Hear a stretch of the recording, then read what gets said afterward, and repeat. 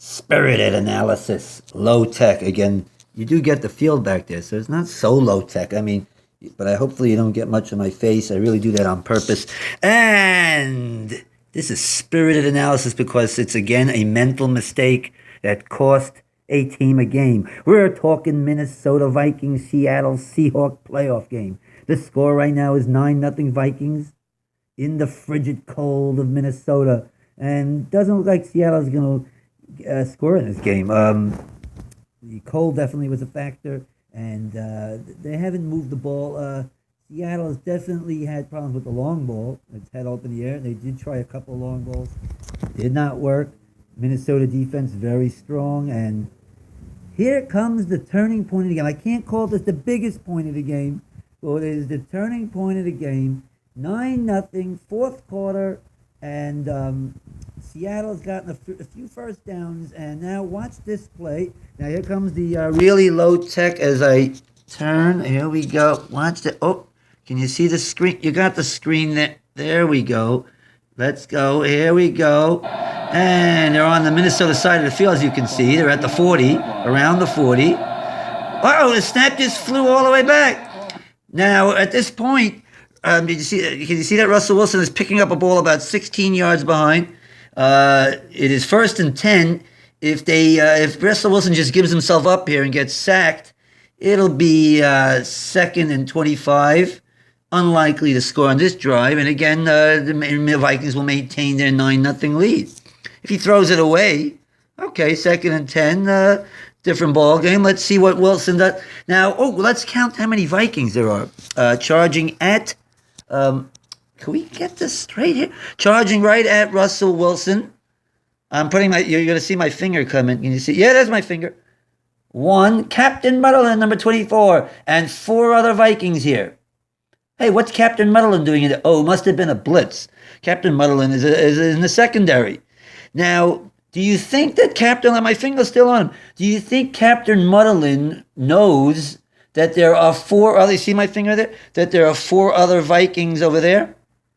Now, I'd say he may not have seen them, he may not have counted them, but he certainly has a sense, if he is any smart at all, that there are going to be a couple of Vikings coming in over there. There's no way he could think there are no Vikings there. He's got to know there are a couple of Vikings that have him over there. So therefore, if you are smart and you're coming at Mr. Russell Wilson, who is not even on his feet yet, what do? What is your job here? Is your job to make the tackle? No. Your job is not to make the tackle. Your job is to, that's right, there's that word, contain. Contain him. Now, if you watched my Hail Mary Part 2 series of S.A.L.T, there we saw that they didn't contain Aaron Rodgers in the pocket on the last play with a 3-man rush, letting Aaron Rodgers get around and then move up to the line of scrimmage so that he could reach the end zone. And I said, boy, that happens so many times that defenders just don't take proper angles and they just make mental mistakes on their approach to the ball handler. Well, let's see what Captain Muddlin does. Oh, where you going? Where are you going? He's going, look at this. He's going straight that way at him as if like, oh, why? Man, I forgot that Russell Wilson's elusive and athletic and can go around me. Why? And now he got around. Now, once he gets around, this is where Russell Wilson's at his best. You do know I do have a S.A.L.T production called Darrell Bevel and the athletic quarterback, saying that a lot of Russell Wilson's greatness is in situations just like this. And I'm going to have I'm giving you a preview of a S.A.L.T production coming up very soon. I might even do it right a few minutes after I do this one, that to show the difference between how Seattle used Russell Wilson in this game and how the Vikings used Teddy Bridgewater, which was my main comparison of offensive coordinators, Norv Turner versus Darrell Bevel. And I called him Bevan the whole time in that one. That was a classic. But we will have that one coming up. Let's watch the end of the play as a broken play. Russell Wilson, all caused because Captain Muddlin didn't take the right angle. And there's a guy there he is, wide open. Lockett will take it all the way to the 3. Game changer, led to a touchdown, 9-7.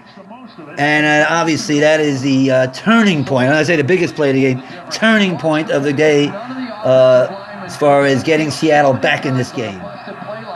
I do want to point out one other thing, and that is that because of Russell Wilson's rolling, watch 21 here, Robinson. He pushes him, but then has to follow Wilson to the outside. Did you see that? I don't know if you caught that. I'm not going to emphasize it too much, but that's because they had to chase Russell Wilson over there. But I still would have stayed with the receiver. I mean, you got to have all receivers covered. Just because the play was busted doesn't mean you leave your receivers, especially when they see Russell Wilson rolling, getting around and rolling out. Why did 21 just let Lockett? That was Robinson, by the way. Why did he just let Lockett do that? But the main point is Captain Medellin. Bad angle. Again, costing his team. It was, by the way, there's a point that was not pointed out by anybody. You're only going to get that here at S.A.L.T Production to find things like that, to catch a simple blunder like that by a defender at a big time, costing his team a turning point in the game.